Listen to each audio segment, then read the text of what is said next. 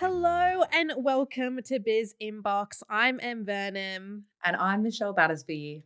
And these episodes are kind of like our Ask Us Anythings. It's your chance to get free career advice from Mish and So. You can learn how to navigate those tricky colleagues, and you can also just get information from a gun entrepreneur like Mish about your business.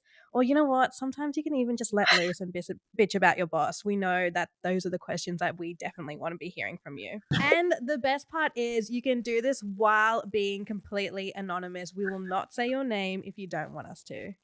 This week we have a question that small business owners always ask. Plus, we're getting into the etiquette of work trips. I've got a juicy story on this and Yes. advocating for some of the hardest working people in every company, the wonderful EAs. So I want to start with the EA question because it's really interesting to me. And we got this from Ali in our biz inbox, and she says, "Hey ladies, love the pod. I'm an EA for a large financial firm, and I'd love to hear how I can make some of the execs I work with see the value of my role. My boss is fantastic and allows me to work on or lead bigger projects, which I have done successfully, but everyone seems to see these as my boss's success and not my Mm. own.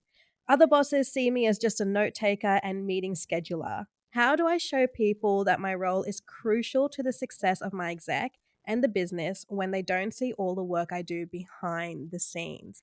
Mish, have you ever been in that like EA position, or have you had an EA? I've never had an EA, but my very first proper job was when I worked in a big investment bank as an HR generalist. And I started as an intern actually. And I remember when I was doing my internship, the person who was kind of like my buddy or like responsible for me and looked after me, I remember her taking me onto the trading floor one day and she was like, "I'm going to introduce you to the most important person on this floor." And I'm thinking like, okay, it's probably like the head of the department or something. And it was the EA of the head of the department. And she taught me such a valuable lesson. She basically said, like, don't fuck with the EAs because they're really the most powerful people in this building because they Mm, kind of control the access to those critical stakeholders who are making yeah, decisions.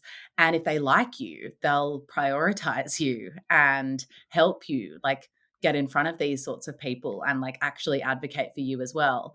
And if they don't like you, that could actually slow you down a little bit. mm, So I found this question interesting. I think my tips here are tips that anyone is really able to apply in any kind of role, though, because this is ultimately about exposure. I think what's unique about the role of the EA is that sometimes, yeah, it may feel like their work is behind someone else. And so I thought it was interesting with this question how she was speaking very fondly of it sounds like she's got a really good relationship with the person that she works for. I would kind of start by actually sharing this with them because it mm, really is also their job to advocate for their EA and to make sure that their value is seen and that it doesn't feel like they are taking praise for all of their work behind the scenes. yeah. So I think starting there is probably a good option. Um, I think even if you are, taking notes in meetings as well, or did she say that she felt like she was seen as a note taker? Am I Yeah, like a note taker and a meeting scheduler. Yeah.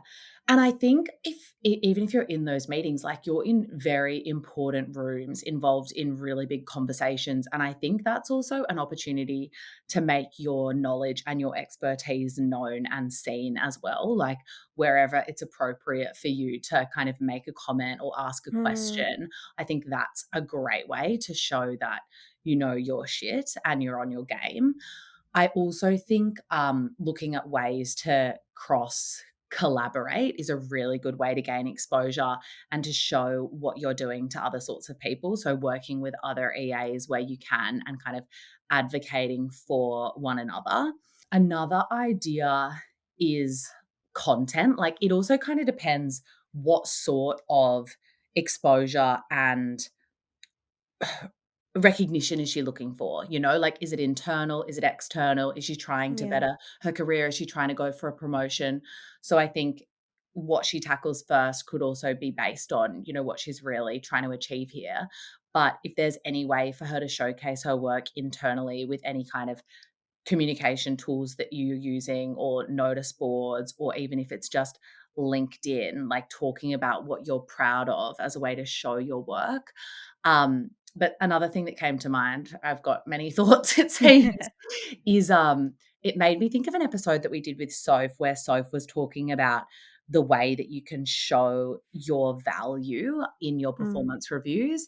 And in this question, she mentioned people see me as like a scheduler, I think, or whatever the word she used was. And it's about showing the value and showing how hard it was for you to even just coordinate something. So if you're doing a wrap up of your work, it's not just like scheduled X meeting, it's coordinated really difficult calendars across four major stakeholders, managed to get this in the diary, which achieved X, and really Yeah. digging a little bit deeper into what it is you've actually pulled off, just to highlight that it's a skill. That's so good, and I think you're right, like, those tips can be applied for any job, like, not necessarily EAs, but I know that every EA I know has, like, gone on to be so successful and land their dream job. Yeah, and it sounds like she has a good relationship with her boss who really values her. They might just not even be realizing that she feels like she's not getting that exposure, and it could be a Yeah. really easy conversation to have, to be honest. The next question is about overseas work trips. Mish, I know you have a really good story. So, Larissa actually gave us a brilliant review on Spotify. Thank you so much, Larissa. And she commented, is it appropriate to bring your partner to overseas work trips if they are booking their own flights but staying in the hotel paid for by the company? Then extending the work trip to a personal trip and paying your way home. This question is so interesting to me because my mum, whenever she went overseas for work, she'd always bring either me, my sister, or my dad, like no questions asked. But whenever I go on a work trip and my parents ask, "Oh, do you think one of us can tag along?" I'm like, "No, inappropriate. You can't." I was gonna ask, like, what is your take on this? Like, do you think it's play on to do that? I think it depends on what kind of work trip it is, because the ones that I would go on at Mamma Mia would be like a packed itinerary, and it also depends on the person you wanna bring. Because I feel like if I were to bring my mum, she'd be like, "Yeah, cool, I'll just stay in the hotel room, I'll do my own thing, like, you do your thing," whereas my dad would expect to be entertained, Mm. and I think it's, like, them like, depending on the person you bring, whether they think it's, like, they need to treat it like a solo holiday, I think. 100%. I completely agree with you, and honestly, that's the answer. Like, in this situation, to me, like the example that Larissa sent through, it sounds totally fine to me. Like, Mm. it sounds like, yeah, you're not taking advantage of your employer in any way. I love seeing people make the most of their company travel and, like, 100% go and do something personal after you've completed the work. I think where it can get a bit tricky is around the context of the trip. So Mm. we did a company retreat at Sunroom, and it was a 3-day retreat. It was just in Palm Springs. We're based in LA, so it's, a couple of hours drive away. We booked a house where our whole team were going to be staying in the house. It was 3 days, packed itinerary. The goal of doing this retreat was to launch our product at the Yeah. end of it. So it was like high stakes, intense work, but also really good bonding experience. Mm. And an employee asked to bring her boyfriend. And that is not really an appropriate situation to bring Yeah. like a personal friend or family member into, when it's kind of the company are all staying under one roof, jam packed. Every hour of the day is kind of full. It's not like you're leaving the country or having to go too far from work. And there's also like not really that much to do there. So it's like it kind of just feels like the person would maybe just be hanging around and like involved in kind of just this one external party that would have created a bit of an awkward Yeah. environment for everyone else. So And just I eating your snacks, knowing yeah, the yeah. insider gossip of your company. And, like, the only person sitting at the dinner table, Mm. at the end of these quite intense days. So I think you need to apply some thought around, like, if this contextually feels like the right time to bring someone in, and will they be able to go off and explore by themselves, or will they be crossing paths with everyone else in the team and, like, kind of off to Mm. the side in this team bonding environment that does change the dynamic. That's a good one. I think it's literally if they're gonna be bumping into your colleagues, it's a no. Yeah, yep. It's And a I no. also think it's like if you're going overseas, then you're definitely taking a bit of a bigger sacrifice, like Mm. spending time away from your family, and maybe you're not that comfortable heading overseas by yourself or being in a different country, different culture. Maybe that scares you a little bit. Maybe that gives you anxiety. So I can kind of understand like maybe wanting to travel with someone else. But I think, yeah, when it's like local and quite intimate, then like that also changes things a bit. So, Mish, Belle emailed us, and if you want to email us a question for BIZ Inbox, you can find out exactly how in our show notes. And she said that she started a small business making baby products and asked, how soon can I announce that I have a small business? I feel like I should wait until I have some success, but I'm dying to spill the beans.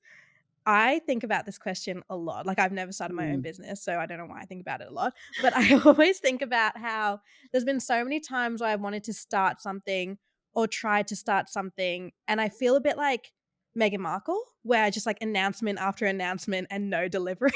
No delivery. I'm like, Oh, there's no jam. Okay. It's just announcing, announcing, announcing. And then maybe 5 years later, there'll be a jam. I'm actually so gutted that it's preserves, by the way, Oh, The yeah. Sorry. There's no preserves sugar. There's no yeah, sugar. the preserves sold out in, I think it was an hour because I mean, we could do a whole episode We on could. Megan Sussex also, by the way, but I am Oh my god, obsessed. I actually want you and Soph to do a full business analysis on what's their website? The Archibalds? Like that whole website, like every little side project from both them. Well, I do know what you mean because influencers in particular, like, also get paid out when they're like, "Coming soon, can't share too much more. I've been working on something exciting," and everyone's like, "Oh, come on, like, Come on, just tell tell us what us. it is." I think this is I do think it's something that you shouldn't just, like, flippantly announce. Like, Mm, some thought should definitely go into it, but I think you also need to ask yourself, like, where is the fear? If I'm feeling scared to share, why am I feeling scared? And I think if you're scared because you don't think it's good enough or you don't think it's successful enough yet, that is not a good enough reason to not announce it. So I think like trying to dig into what is holding you back, or maybe like what's also potentially making you want to jump the gun. But in all honesty, I don't think there is much to lose at all in just putting it out there. In my experience, there's really mm, only things to gain.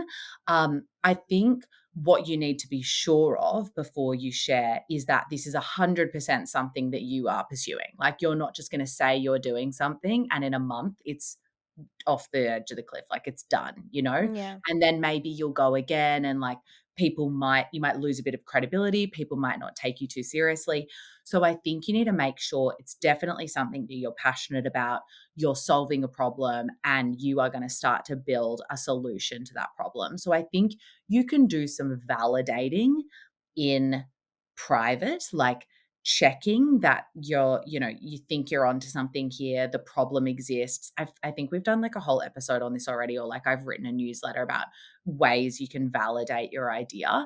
I think you Mm. just want to check you're onto something and you're going to pursue it. And then I honestly think start talking about it, because you really want to get feedback from people fast and hard, like you want to hear from people outside of your circle, like if they are into this, if they've got feedback on your product, like you might be able to seek investment by just sharing your story. Like there's that saying, build in public, and it really helps. Like before Sunroom was a thing, um, we'd spent maybe 2 months validating the idea privately Mm. amongst our network and then asking our network to introduce us to other people. We've been running surveys, we'd been designing our product, and we felt like we had something that was maybe good enough to show investors and ask them to give us money for it. And so I went out on my Instagram stories, announced, "Hey, I'm starting this company called Sunroom.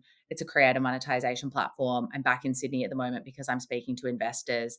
And off the back of those stories, I had people reply saying, "Can I meet and chat with you about this? Like, sounds interesting." Like, had funds Yeah. reach out to me saying, "Would love to get you in for a meeting." So, like, if I hadn't just bitten the bullet and done that, I wouldn't have been able to like raise the money, to be honest, and get a lot of introductions. And I definitely felt scared doing that because I thought, oh my God, like, what if this product fails? Like, we haven't even built it yet. Mm. Like, it could be a complete flop, but any business can be a complete flop at any moment in the journey. So, yeah, I kinda don't feel like you have that much to lose, to be honest, in just, like, bringing people along for the ride because it brings people into your story as well, and you can gain allies and you can gain your first users because people, like to watch the journey.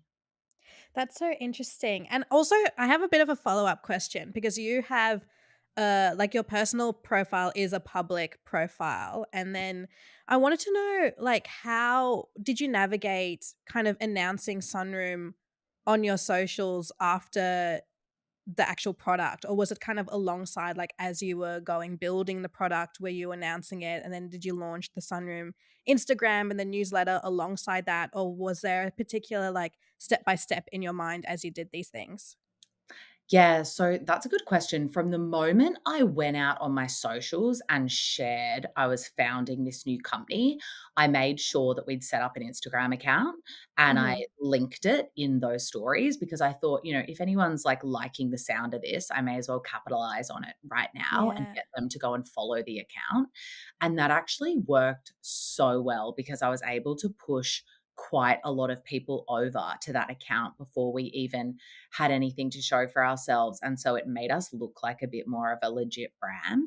Mhm. Um, I guess you're about to hear, like, where the risks can come in, and this is potentially unique, but it then ended up taking us a whole year to actually build Sunroom. So Right. we like closed our first round maybe in like January 2021, and we didn't launch Sunroom as a platform until February 2022 because there ended up being a lot of technology in our app that was like first time, like we've got some patents and things were being done for the first time, and it was actually Mm. really hard.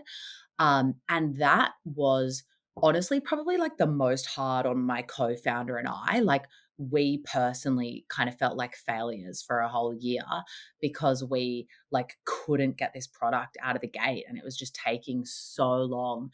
And a part of how we raised money was I went out and recruited 100 founding creators so I could show, we could show investors we've got these like huge names who are down to use our product. And then I basically had to keep them warm for a whole year Yeah. and, like, give them kinda updates on where things were at, and that at times made is kind of what made me feel like a bit of a failure and made me feel like maybe people were, like, losing trust and losing faith in me, but at the end of the day, like, we didn't really end up losing that many people because of our Mm. delays. It was just like a big learning for me, I think, and Lucy, my co-founder. Like, we just underestimated the complexity of our product. And I also mentioned this in another episode. We could have launched with like half the features we launched with. We were just too perfectionisty. So like it's first time founder mistakes, like everything that we did. But again, I would never have changed telling people that I was launching this product because like it helped us make money, it helped us recruit all those creators. Like it actually all played out like how it kind of needed to be, and we got there in the end. It's just like launching any business is hard, and so many things blow up in your face that you just can't possibly predict. Yeah, that's so interesting that you say that because I feel like because you were in it, you felt it more, but it did not feel like a whole year. Like, when you said it was a whole year, that, like, surprised me because it didn't feel like that at all. Yeah, and, like, we were still making progress, so, like, what I was sharing on my socials was just about the progress that we Yeah. were making.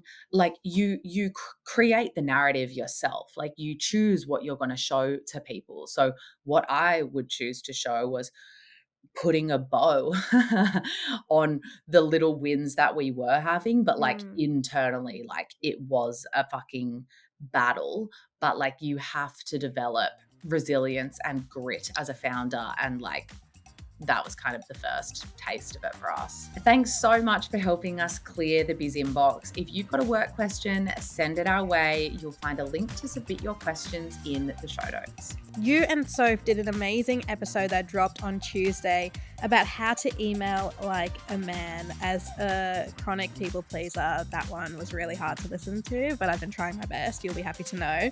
We will be back in the Biz inbox next week. Bye. Bye.